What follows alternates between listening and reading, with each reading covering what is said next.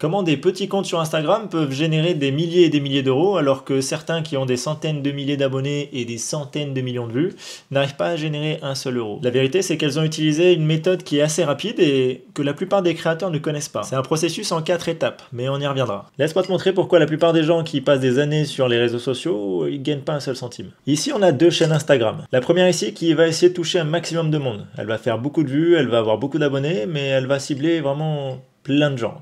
Plein de gens différents, de plein de niches différentes. Cette chaîne Instagram, elle a une audience sur le développement personnel. Elle fait des vidéos sur la productivité, le bonheur et comment sortir d'une mauvaise passe. Son unique but, c'est de faire un maximum de vues. La seconde chaîne, elle, s'est posée 2 questions. Qui est-ce que je peux aider le mieux avec mon expertise? Et qui a le plus besoin du contenu que je vais créer? Et elle s'est concentrée uniquement sur ça.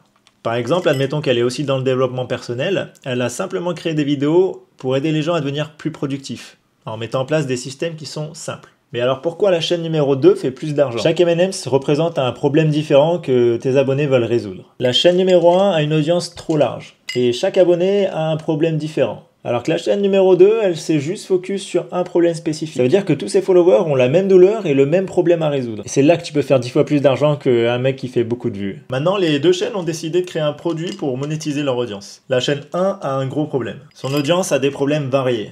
On va dire qu'elle va intéresser que les M&M's jaunes. Résultat, son potentiel de gain, il est divisé. Il n'y a pas beaucoup de jaunes là-dedans.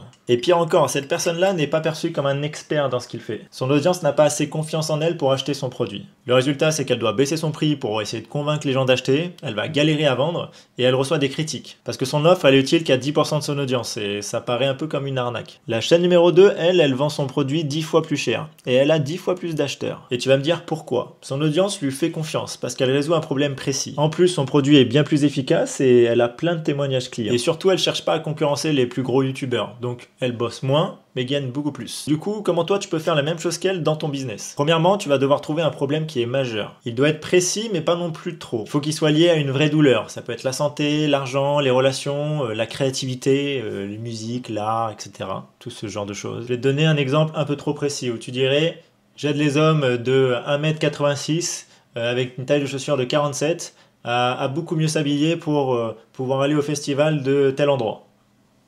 Trop précis, tu te casses la tête. T'aurais fait beaucoup plus simple en disant j'aide les hommes de 40 ans à mieux s'habiller. Assez précis, mais pas trop, juste ce qu'il faut. Faut arrêter de penser que de trop se spécialiser, ça va vraiment réduire ta croissance. Oui, tu vas faire moins de vues, mais c'est pas grave. Nous, ce qu'on veut, c'est faire plus d'argent. Plus ton problème va toucher une douleur qui est forte, plus les gens seront prêts à t'écouter et à acheter et te suivre aussi derrière. Donc ne cherche pas à toucher tout le monde et essaie de te spécialiser dans un domaine spécifique. Et tu vas devoir créer du contenu gratuit qui va aider à le résoudre. Et ensuite, tu vas proposer un produit payant qui est vraiment ciblé. Et c'est comme ça que les petites chaînes explosent pendant que les autres galèrent. Alors arrête avec la course aux vues, la course aux likes, aux commentaires, à celui qui a le plus d'abonnés.